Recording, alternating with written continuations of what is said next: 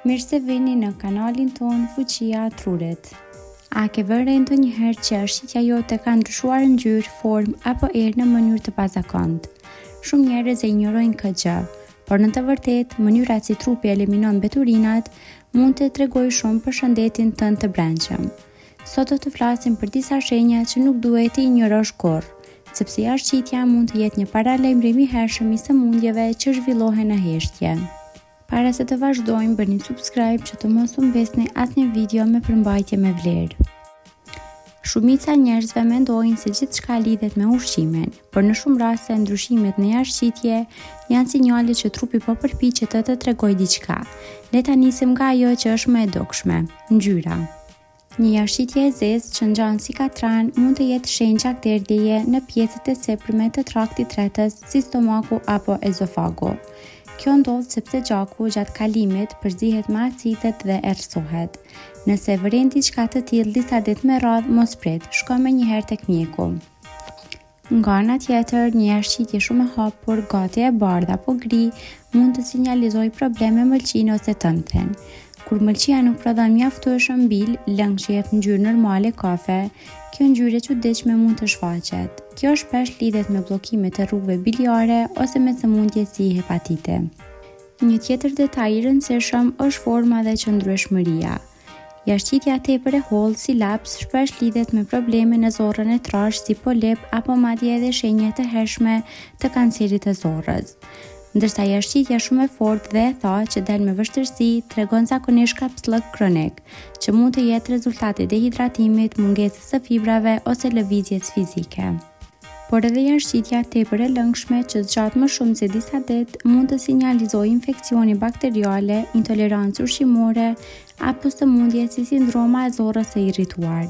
Nëse diareja zgjat më shumë se një javë, është e domosdoshme të bëhen analiza.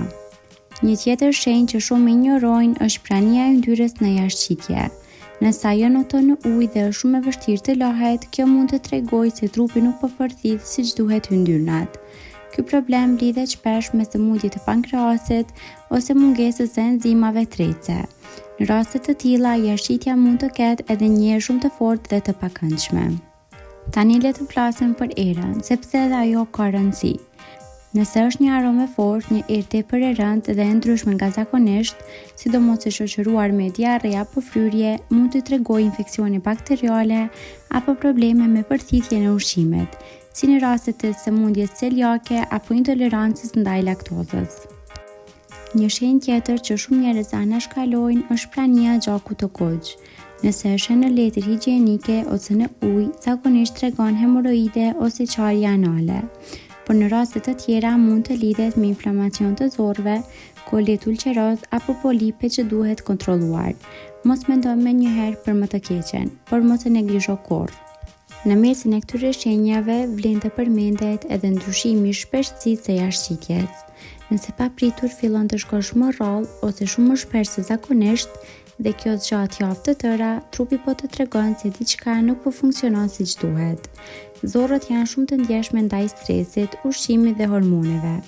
Prandaj ndryshimet e vazhdueshme mund të jenë paralajmërim për probleme hormonale, inflamacione apo edhe çrregullime nervore të zorrave.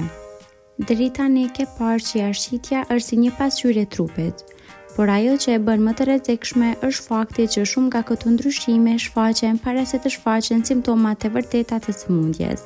Kjo do të thotë se trupi jep sinjale të qarta shumë herët. Mjafton t'i vëresh me kujdes. Nëse shen ngjyrë të pazakontë, gjak, erë të fortë apo formë jo normale për disa ditë me radhë, konsultohu me mjekun. Ndonjëherë mund të jetë diçka e parëndësishme, por ndonjëherë mund të jetë paralajmërimi i parë i një sëmundjeje serioze, si kanceri i zorrës, pankreatiti apo sëmundjet e ëmbëlsisë.